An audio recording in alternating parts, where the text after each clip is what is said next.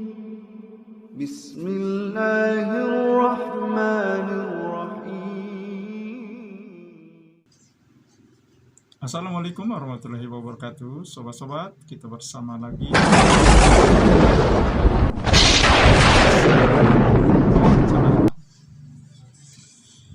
Sobat-sobat, kita semua tahu dua sumber hukum utama atau dua sumber dalil utama dari ajaran Islam, dari agama Islam, yaitu Al-Quran dan Sunnah Nabi, sobat-sobat.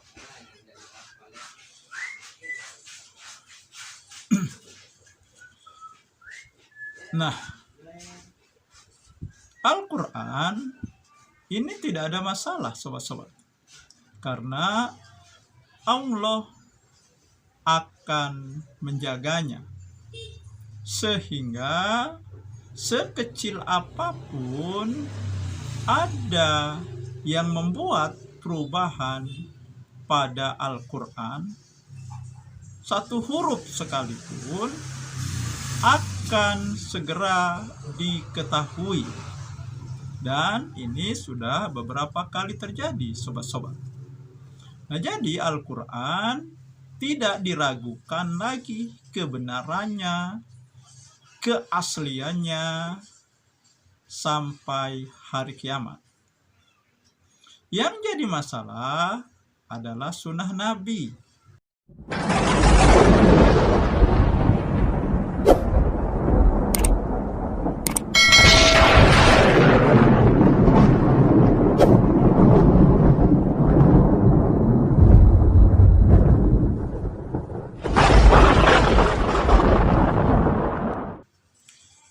Sunnah Nabi meliputi perkataan, perbuatan, dan diamnya beliau atau persetujuan beliau.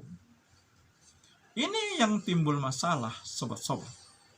Karena ternyata di masyarakat banyak beredar hadis-hadis lemah, doib, hadis maudhu, palsu. Salah satu contohnya, ini terkenal sekali, sobat-sobat, di masyarakat. Populer sekali hadis ini. Ya, yaitu tidurnya orang berpuasa adalah ibadah. Ini hadis maudhu, sobat-sobat, hadis palsu. Hadis doib saja, ya, hanya boleh digunakan untuk dalil fadilah amal, keutamaan amal. Dan ada syarat-syarat yang sangat ketat, tidak sembarangan, dan tidak boleh dikatakan bahwa itu sabda Nabi, bahwa itu perkataan Nabi, sobat-sobat. Nah, sobat-sobat, untuk lebih jelasnya, mari kita lihat, kita simak, ya, penjelasan mengenai bahaya hadis doib dan maudhu. Nah, kita simak sama-sama, sobat-sobat, cuplikan video berikut ini.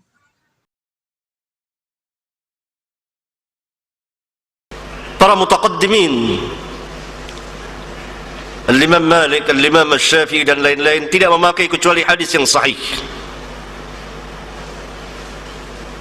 Tidakkah kita ingat perkataan Asy-Syafi'i, "Idza shahha al-hadis fa huwa madhhabi." Idza shahha al-hadis fa huwa madhhabi. Apabila telah sah hadis, maka itulah madhabku.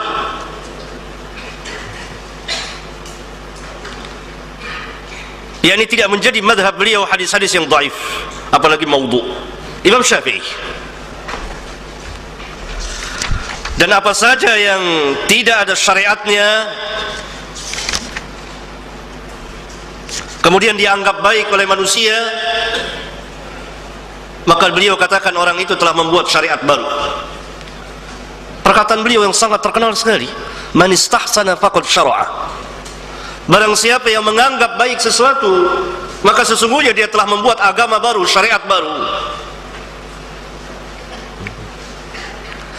Sebagian kaum mutaakhirin, An-Nawawi, Al-Hafidh Ibn Hajar, dan sebagian ulama membolehkan mengamalkan hadis dhaif untuk fadailul a'mal. Tidak berhenti sampai di situ. Ada persyaratannya yang telah disyaratkan oleh para ulama, yang tidak ada seorang pun sanggup memenuhinya kecuali para ulama itu atau orang-orang yang setaraf dengannya dan para ahlul hadis. Syarat yang pertama khusus untuk fadailul a'mal dan targhib wa targhib, tidak untuk akidah, tidak untuk ahkam hukum dan lain-lain.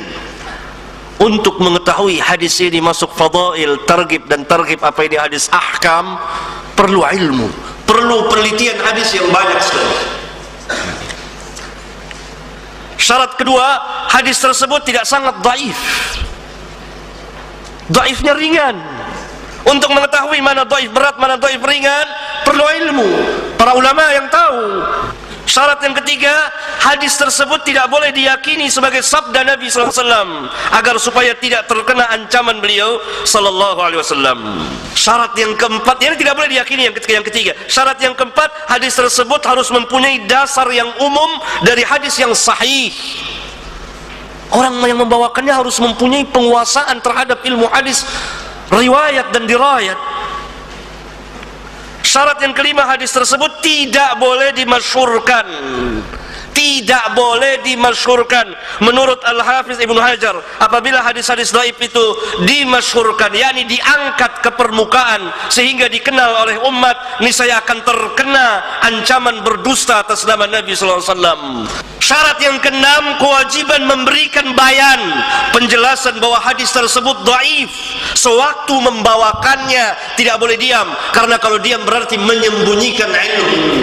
Syarat yang ketujuh, di dalam membawakannya tidak boleh menggunakan lafaz-lafaz jazm, yaitu lafaz-lafaz yang menetapkan sesuatu, seperti dia berkata telah bersabda Rasulullah SAW, atau beliau telah mengerjakan sesuatu, atau memerintahkan, atau melarang, dan lain-lain yang menunjukkan ketetapan dan kepastian bahwa Nabi SAW telah bersabda. Ini tidak boleh. Yang boleh dengan sigat tamrid. Jadi syarat ini tidak terpenuhi. Jadi sepenggal saja boleh mengamalkan hadis dhaif untuk fadail, titik. Padahal ada kelanjutan dari perkataan ulama. Salah satu amal yang munkar itu, terbitnya bid'ah itu, terbitnya kemungkaran, terbitnya kesyirikan, disebabkan salah satu adalah munculnya, lahirnya dari hadis-hadis palsu. Apa saja yang orang sandarkan atas nama Nabi SAW dan itu bukan dari Nabi SAW, harus kita katakan hadisnya maudhu. Tidak berarti misalnya ziarah kubur masyru', disyariatkan secara umum. Tapi hadis tadi man zara qabri, ini kan disandarkan kepada Nabi SAW. Nabi SAW tidak pernah bersabda seperti ini, dan hadisnya palsu. Ini yang harus kita pilahkan, kita pisahkan. Laulaka lima khalaqtu aflak, barangkali itu yang ditanyakan. Ini hadis maudhu dan sangat batil sekali, dikatakan oleh para ulama. Dan Nur Muhammad tidak pernah ada. Di mana riwayatnya orang-orang zindik yang membuatnya, yang diciptakan nur dari nur malaikat, sebagaimana dikatakan dalam hadis sahih riwayat Imam Muslim. Ikhtilafu ummati rahmah, hadisnya maudhu, hadisnya la asalahu, tidak ada asal usulnya, dan ulama tidak pernah berselisih tentang itu. Maaf barangkali saudara tidak paham antara perselisihan ulama dengan hadis ini. Yang kita bahas adalah hadis ini, ikhtilafu ummati rahmah.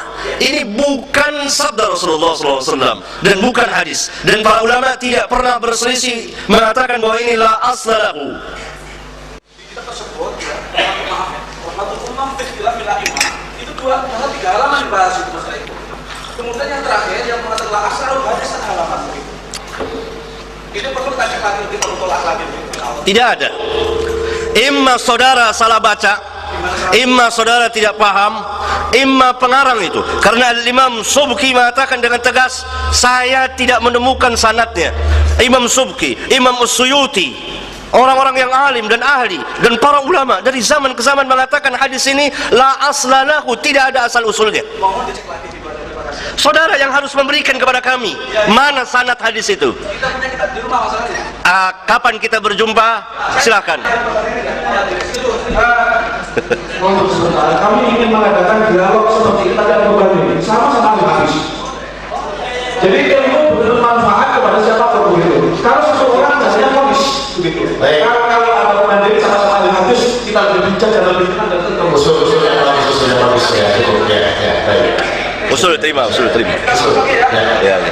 Tapi untuk itu kita santai saja. Saudara ketemu dengan saya ketemu dengan saudara. Kita bahas masalah ikhtilaf ummatur rahmah. Gitu. Saudara bisa datang kepada saya. Kapan waktu kita ketemu? Santai saja. Yang saya mau lihat sanadnya. Antara perbuatan syirik, al-fi'lu dan fa'il itu berbeda. Saya katakan perbuatan ini syirik, tidak langsung memponis orangnya, karena barangkali orangnya belum tahu. Seperti saudara membawakan hadis maudhu, ini hadis maudhu, ini hadis palsu. Saudara belum tahu, tidak langsung diponis saudaranya. Demikian juga perbuatan tawassul menurut i'tiqad saya, keyakinan yang saya yakini, ini syirkul akbar. Sebagaimana meminta-minta kepada Allah dengan perantara orang-orang yang telah mati, syirik besar. Kalau syirik orangnya musyrik kan? Tunggu dulu. Iya, saya tahu. Nih, begini. Dia perbuatan itu syirik, perbuatan itu bid'ah dilakukan oleh orang. Ada kalanya orang itu terkena sanksi kalau dia sudah tahu, sudah tegak hujjah. Kalau belum tahu, seperti umumnya masyarakat kita sekarang ini, itu tidak tahu atau belum tahu, atau di kepalanya masih ada syubhat seperti saudara, itu masih diberi umur. Nah itulah sobat-sobat. Saya kira cukup jelas, gamblang penjelasan di video tersebut. Dan saya juga tidak perlu lagi memberikan komentar atau ulasan dari cuplikan video tadi. Demikian sobat-sobat, semoga ini menginspirasi dan mencerahkan. Nasrum minallahi wa fathun qarib. Wassalamualaikum warahmatullahi wabarakatuh.